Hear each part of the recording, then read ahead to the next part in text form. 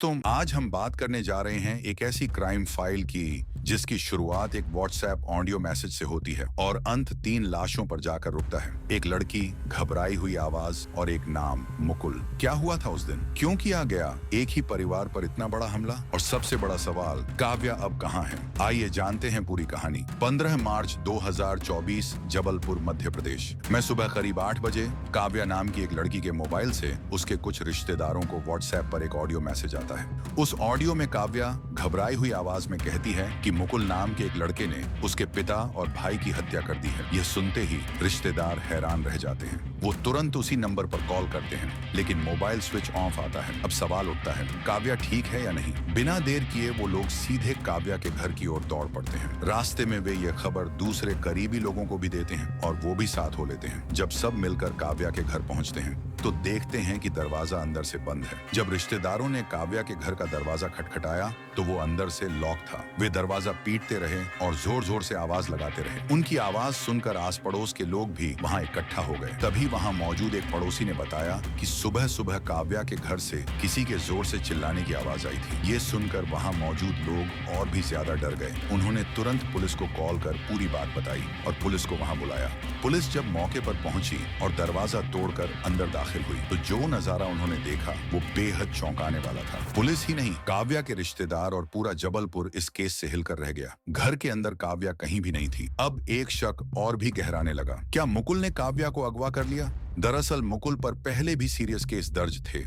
इसी वजह से पुलिस को शक था कि अगर काव्या उसके हाथ लग गई है तो किसी भी हाल में उसे जल्द से जल्द ढूंढना होगा। पुलिस ने तुरंत इस केस की गहराई से जांच शुरू कर दी। अब सवाल उठता है, कौन है काव्या, कौन है मुकुल और उसने काव्या के पिता और भाई की हत्या क्यों की? कुछ महीने पहले जबलपुर को हिला देने वाले इस पूरे केस की असली सच्चाई क्या है? तो चलिए दोस्तों, आज की इस वीडियो में हम जानेंगे इस चौंकाने वाले केस की पूरी सच्चाई। Welcome to the channel the last truth unveiled. Police, Kavya के रिश्तेदार और पड़ोसी सभी मिलकर घर का दरवाजा तोड़कर अंदर दाखिल होते हैं। घर के अंदर घुसते ही सभी जगह सर्च किया जाता है। सबसे पहले हॉल को चेक किया गया, उसके बाद हर कमरे को एक एक करके देखा जाने लगा।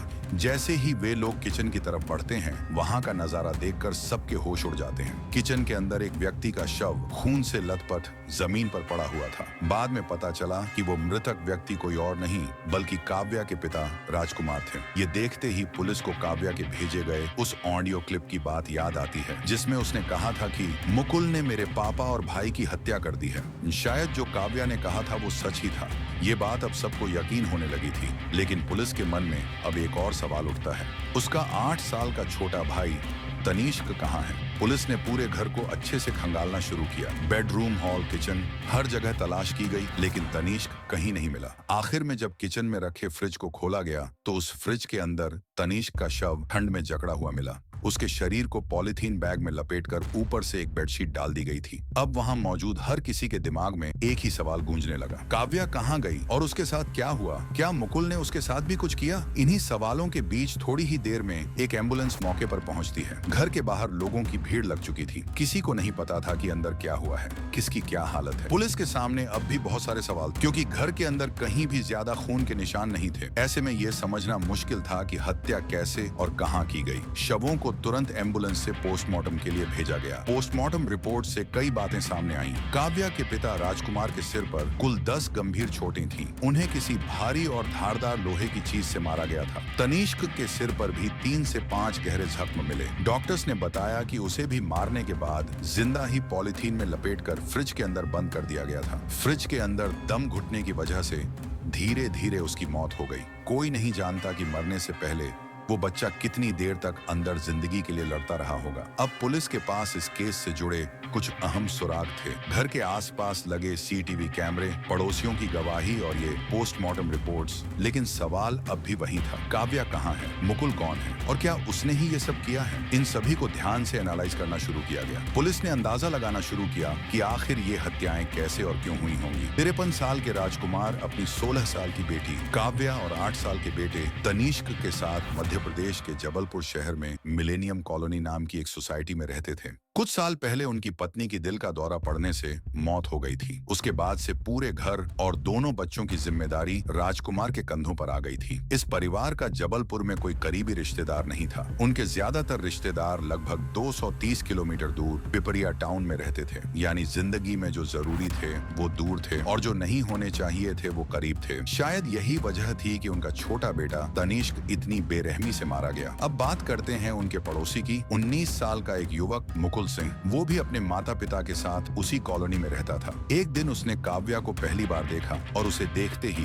उसके मन में गलत इरादे पैदा हो गए। मुकुल धीरे धीरे काव्या के पीछे घूमने लगा। वो जब भी स्कूल जाती, मुकुल उसका पीछा करता, उसे तंग करता। ये सब देखकर काव्या ने एक दिन पूरी बात अपने पिता को बता दी। काव्या के पिता राजकुमार इस हरकत से बहुत नाराज हो गए थे। वो सीधे मुकुल के घर गए और उसके माता पिता को चेतावनी दी कि आपका बेटा मेरी बेटी को परेशान कर रहा है, ध्यान रखिए। लेकिन इस बात को सुनकर भी मुकुल के घर वालों ने उसे समझाने या रोकने की कोई कोशिश नहीं की, बल्कि इसके उल्टे मुकुल का गुस्सा और बढ़ गया। उसने काव्या के पीछे घूमना जारी रखा और भी बेहुदा हरकतें करने लगा। अब ये बात सिर्फ छेड़खानी तक सीमित नहीं रही थी।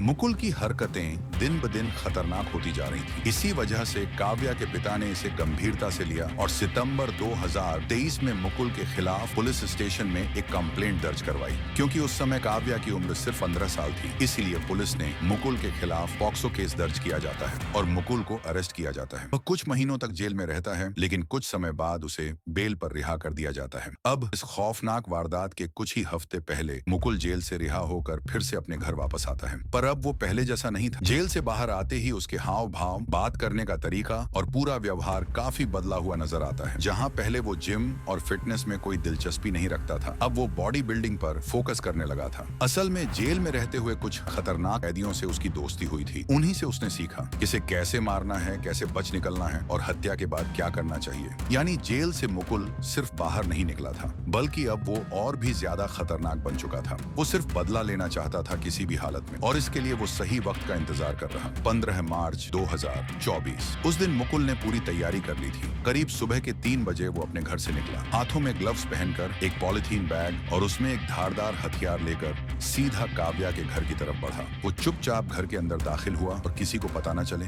इसलिए घर के एक कमरे में छिप कर बैठ गया। अब वो सुबह का इंतजार कर रहा था। फिर करीब सुबह 7 बजे काव्या के पिता राजकुमार सबसे पहले उठते हैं और रोज की तरह रसोई में चाय बनाने के लिए जाते हैं। जैसे ही मुकुल ने उन्हें देखा, वो बिल्कुल अचानक और पूरी ताकत से उन पर हमला कर देता है। उसके हाथ में जो हथियार था, उससे उसने लगातार 10 बार राजकुमार के सिर पर वार किया। सब कुछ इतनी तेजी से हुआ कि राजकुमार को ये तक समझ नहीं आया कि उन पर हमला क्यों हो रहा है और हमला कर कौन रहा है। राजकुमार पर हमला करने के बाद जब मुकुल ने देखा कि वो जमीन पर खून के तालाब में गिर चुके हैं, तो उसने महसूस किया कि उनकी सांसें थम चुकी हैं। उसके द्वारा किए गए तेज वारों से उनका सिर 2 हिस्सों में बट गया था और खून दीवारों और फर्श पर बिखरने लगा। इसके बाद मुकुल घर के दूसरे कमरे की तरफ बढ़ता है, जहां 8 साल का तनिष्क सो रहा होता है। उस मासूम बच्चे की उम्र का ख्याल किए बिना मुकुल ने उस पर भी हमला कर दिया। उसने उसी हथियार से तनिष्क के सिर पर 3 वार किए। पहले ही वार में बच्चा समझ गया कि कुछ गड़बड़ है। वो जोर से चिल्लाया। उसकी ये चीख पड़ोसियों ने भी सुनी, लेकिन चूंकि वो घर बच्चों वाला परिवार था, इसलिए लोगों ने ज्यादा ध्यान नहीं दिया। उन्हें लगा शायद बच्चे आपस में खेलते या लड़ते होंगे, लेकिन वहीं एक वॉचमैन को शक हुआ। वो घर के पास जाकर देखने लगा। उसके पीछे कुछ और लोग भी उस तरफ बढ़ने लगे। अब घबराया हुआ मुकुल तेजी से काम खत्म करना चाहता था। उसने अब तक अर्धमृत तनिष्क को खींचकर एक पॉलिथीन बैग में डाला, उस पर एक बेडशीट लपेटी और फिर उसे फ्रिज के अंदर बंद कर दिया। फ्रिज को लॉक करने के बाद मुकुल वहीं एक कोने में छिप गया, ताकि बाहर से आने वाले लोगों को दिखाई न दे। घर के बाहर कुछ देर तक खड़े होकर वॉचमैन और बाकी पड़ोसी उस घर की तरफ देखते हैं। उन्हें लगता है कि शायद अंदर बच्चे खेल रहे होंगे या आपस में झगड़ रहे होंगे, जैसा कि अक्सर होता रहता है। इसलिए वे बिना किसी शक के वहां से वापस लौट जाते हैं। अब घर में पूरी तरह से अकेला बचा मुकुल थोड़ा निडर हो जाता है। वो जल्दी से राजकुमार का शव भी पॉलिथीन बैग में डालता है। फिर दीवारों पर और फर्श पर जहां जहां ब्लड के स्टेन्स थे, वो सब जगह को कपड़े से साफ करता है, ताकि कोई सबूत न बचे। सारा काम खत्म करने के बाद वो वहां से चुपचाप फरार हो जाता है। पुलिस को ये सारी बातें सीसीटीवी फुटेज की मदद से पता चलती हैं। वहीं से उन्हें अंदाजा होता है कि हत्या का तरीका, समय और प्लान क्या रही होगी। लेकिन अब सबसे बड़ा सवाल था, काव्या कहाँ है? राजकुमार और तनिष्क की लाशें मिल चुकी थीं, पर काव्या का कुछ अता पता नहीं था। इसी उलझन में पुलिस और रिलेशंस सोच में पड़ जाते हैं कि कहीं मुकुल ने काव्या का भी किडनैप तो नहीं किया। इन्हीं सवालों के बीच उसी दिन दोपहर करीब 12 बजे काव्या की ओर से उसके कुछ रिश्तेदारों और दोस्तों को एक ऑडियो व्हाट्सएप मैसेज आता है। उस मैसेज के बाद काव्या से फिर कभी कोई संपर्क नहीं हो पाता। उसका फोन स्विच ऑफ हो जाता है। अब पुलिस ने उस क्लिप को भी जांच में शामिल कर लिया। इसी दिशा में जब पुलिस जांच आगे बढ़ाती है, उन्हें दोपहर 12 बजे के आसपास की एक सीसीटीवी फुटेज मिलती, जिसमें मुकुल लाल रंग की स्कूटी पर कहीं बाहर जाते हुए दिखाई देता है।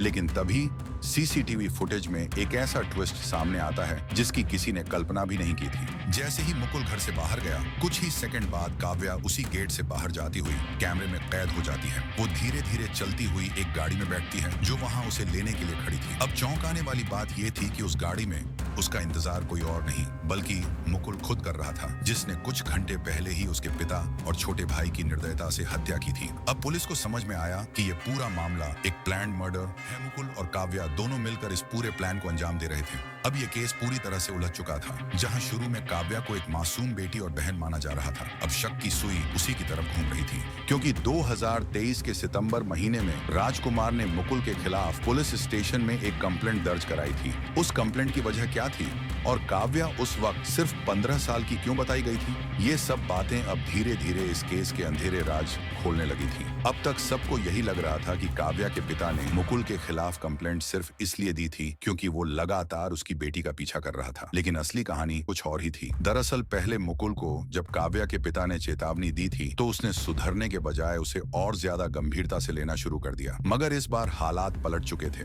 अब काव्या को भी मुकुल पसंद आने लगा था। वो भी मुकुल से बात करने लगी थी, उससे मिलने लगी थी। धीरे धीरे उनका रिश्ता एक तरफा से दो तरफा हो गया। अब वो दोनों साथ घूमने फिरने भी जाने लगे थे। किसी का डर नहीं, कोई रोक टोक नहीं। यहाँ तक कि एक बार ये दोनों स्कूटी में बैठकर दूर भोपाल तक चले गए। लेकिन जब ये बात काव्या के पिता राजकुमार को पता चली तो उन्होंने सोचा अब चुप बैठने का समय नहीं है। उन्हें डर था कि कहीं ये रिश्ता काव्या के लिए खतरनाक न बन जाए। बस बिना देर किए उन्होंने मुकुल के खिलाफ एक गंभीर आरोप के साथ पुलिस में शिकायत दर्ज करवा दी। पॉक्सो एक्ट के तहत बलात्कार की कोशिश का मामले पर कंप्लेंट रजिस्टर करवाया। अब यहाँ पर कुछ लोग सोच सकते हैं कि क्या राजकुमार ने जल्दबाजी में यह कदम उठा लिया, क्योंकि सच ये था कि काव्या मुकुल के साथ अपनी मर्जी से गई थी। कोई जबरदस्ती नहीं हुई थी, ना ही कोई क्रिमिनल हरकत। लेकिन तब भी राजकुमार ने ऐसा आरोप क्यों लगाया? क्योंकि पूरी कॉलोनी में मुकुल के ऊपर बैड ओपिनियंस थी। लोगों को लगता था कि वो लड़का अच्छा नहीं है। उसके बिहेवियर्स पर शक था। यहाँ तक कि कुछ लोगों ने तो यहाँ तक कह दिया था कि अगर ये लड़का और उसका परिवार इस कॉलोनी से चला जाए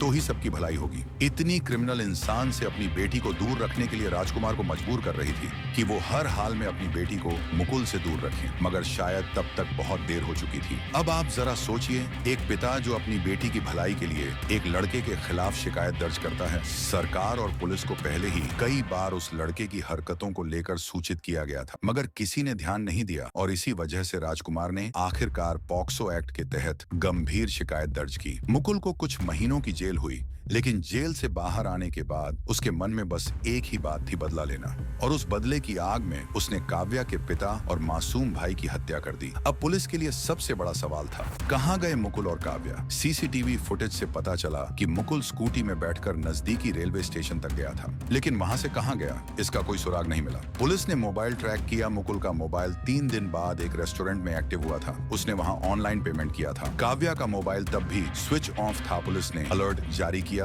और टीमों को रवाना किया, लेकिन जब तक टीमें पहुंची वहां ना मुकुल था ना काव्या। इसके बाद इन दोनों के मोबाइल कभी पुणे, कभी मुंबई, कभी गोवा, कभी कर्नाटक, ऐसे कई जगहों पर ब्लिंक होते रहे। लगभग 3.5 महीने तक पुलिस को कोई ठोस सुराग नहीं मिला। आखिरकार काव्या उत्तराखंड के हरिद्वार में पुलिस के हाथ लग गई, लेकिन मुकुल अब भी फरार था। कुछ ही दिनों बाद मुकुल खुद पुलिस के सामने सरेंडर कर देता है। अब पुलिस को शक था कि इस पूरे प्लान में केवल मुकुल ही नहीं बल्कि काव्या भी पूरी तरह से शामिल थी। जांच में यह शक सच साबित होता है। अब आप सोचिए, क्या अपने सुख, अपने रिलेशनशिप, अपने फ्रीडम के लिए एक लड़की को अपने ही पिता और मासूम भाई की हत्या करवाने की जरूरत थी? क्या किसी भी रिश्ते की कीमत इतनी बेरहम हो सकती है? अब सोचिए, इतनी कम उम्र में इतना क्रूरता, इतना खून का प्यास। मुकुल और काव्या दोनों ही अभी उम्र में बहुत छोटे थे, लेकिन उनकी सोच और हरकतें शायद शैतान से भी ज्यादा खतरनाक थी। यहाँ पर अगर देखा जाए तो राजकुमार ने जो शिकायत की थी वो कोई दुश्मनी या नफरत से नहीं बल्कि एक पिता की चिंता और एक जिम्मेदार नागरिक की भावना से की थी। उन्हें डर था कि अगर वक्त रहते कुछ नहीं किया गया तो उनकी बेटी की जिंदगी बर्बाद हो सकती है। लेकिन जिस बेटी के लिए उन्होंने इतनी मेहनत, इतना त्याग किया, उसी बेटी ने अपने ही पिता और मासूम भाई को मरवाने की साजिश रची। ये सिर्फ एक क्राइम स्टोरी नहीं है, बल्कि एक ऐसा आईना है जो हमें सोचने पर मजबूर करता है। क्या हम आज की नई पीढ़ी को सही दिशा पा रहे हैं? क्या सोशल मीडिया फ्रीडम और रिलेशनशिप्स की दौड़ में हम नैतिकता और इंसानियत खोते जा रहे हैं? राजकुमार जी का कसूर सिर्फ इतना था कि उन्होंने एक गलत इंसान को पहचान लिया, लेकिन उनकी यही जागरूकता उन्हीं की मौत का कारण बन गई। आज जब हम इस केस को देखते हैं तो बस यही कह सकते हैं, जिस घर में प्यार और सुरक्षा होनी चाहिए थी, वहीं पर साजिश, धोखा और कत्ल हुए।